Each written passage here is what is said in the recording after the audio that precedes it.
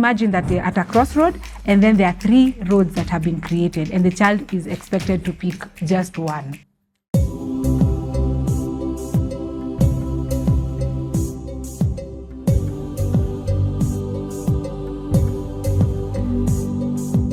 Senior secondary. We said we're going to have a different episode for this, and where?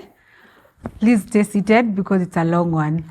Hi again, and welcome back to my Elimu Cafe. I'm Teacher Leah, a teacher and educator, and ready to give you all the information I've gotten, I've marinated, and I've digested about this senior secondary. So, in our previous episode, we talked about junior secondary, and you can check that out. But today we want to look at the S secondary. Disclaimer, whatever we're going to discuss here is still at proposal stage. So maybe you might come across this video much later and a few things may have changed. Just know that these are work in progress. And even as we speak, as of yesterday, there was a lot of changes that had already been made. So let's start off with senior secondary. I'll keep on referring to my notes because it's a lot. Now, senior secondary starts at grade 10. So before we talked about the 2 years in pre-primary, we've talked about the 6 years in primary school, we've talked about the 3 years in junior secondary, and now we are at senior secondary. So the child at grade 9 has done an exam, a Kenya Junior School Assessment that we talked about previously, and now they are here. They're supposed to go to senior secondary. So I want to just paint a picture of what to expect at this senior secondary level. The first and most important thing that I'm sure you've heard about is pathways. And what are pathways? What the curriculum envisions is that the child is expected to have an idea of what career or what idea they have towards the next level of their education, hence the name pathway.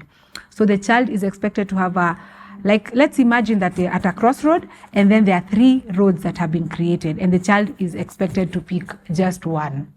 That's very important because some parents are thinking, some teachers are thinking the child can pick 2. Essentially, the child is expected to pick only one pathway. And so we're going to start off by discussing these particular pathways and then look at the selection of these pathways for your child. Now, the biggest pathway, let me not call it the most important because each pathway has its own unique capability, is what they call the STEM pathway. So the STEM pathway stands for science, technology, engineering, and math. So the STEM pathway has been allocated the biggest chunk of in terms of students, where they're expecting that the highest number of students, 60% of the students who go into grade 9 will be choosing that particular pathway. STEM is considered the future of work. And so a lot of parents, a lot of educators, a lot of policy holders believe that most students should be along this particular pathway. Remember, it's like, imagine it as a road, as I said earlier.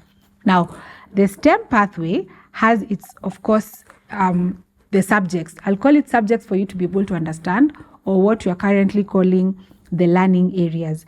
Let's talk about the STEM pathway. The STEM pathway, as I said, is going to be the biggest pathway in terms of the number of students who are going to join that particular pathway. The STEM pathway stands for the science, technology, engineering, and math. And it's going to cover subjects that are affiliated to science, to technology, to engineering, and math. So those are subjects like biology, chemistry, physics, as we know them. We also now have genetics. They've talked about industrial applications, electricity, mechanics, agricultural science, agribusiness, environmental science, technical studies, robotics, aviation, aerodynamics, computer science, programming. This whole works around STEM is what we're going to be discussing.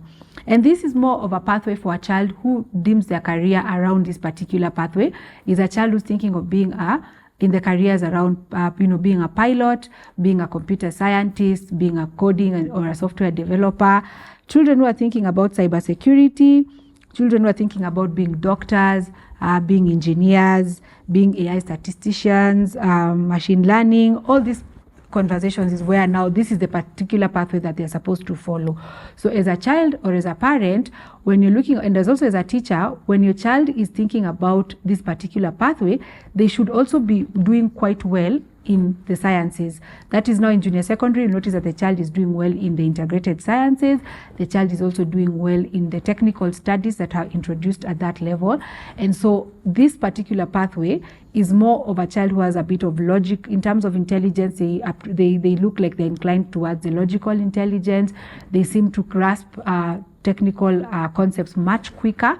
And so for a parent who's thinking about the STEM pathway, this is what they should expect. Now, the STEM pathway, as I said, is the biggest chunk that is expected in this particular curriculum selection, whereby these children now, they will specialize. Once you select that particular pathway, then you can specialize. Like, for example, a child can pick this pathway of STEM, and then they can specialize in biology, they can specialize in physics, they can specialize in aerodynamics. Remember, they will be expected to pick subjects under that particular pathway based on what they prefer, based on also their academic ability, and based on what they've been guided by their parents and their teachers. So that's the first pathway, which is a STEM pathway. So the second pathway is the social sciences pathway. So this social sciences pathway is going to look at subjects such as history. They're going to be working on subjects such as history, geography, business studies. They're going to look at religious studies, foreign languages, psychology, community development, and the works. A lot of this work really is not as technical as would be expected in the STEM, but this child's possible career paths are children who want to become lawyers, children who want to become diplomats, social workers, business managers, economists, and the works. This is the particular pathway that your child should be looking at should they want to follow that particular career path. So once a child has selected a particular that pathway, then they will pick the subject under that particular pathway that will guide them towards that career. So in its essence, really, you should really just understand what area of expertise or what area of interest your child has, and that will guide you in selecting the pathway. The last pathway, and this is not last in any bad way, but actually let me just say last but not least, is the arts and sports science pathway. So the arts and sports science pathway is for the creative child, the child who values creativity, wants expression, and also the child who has shown a lot of intelligence when it comes to their physical activity, because actually just being able to be physically active is considered a type of intelligence.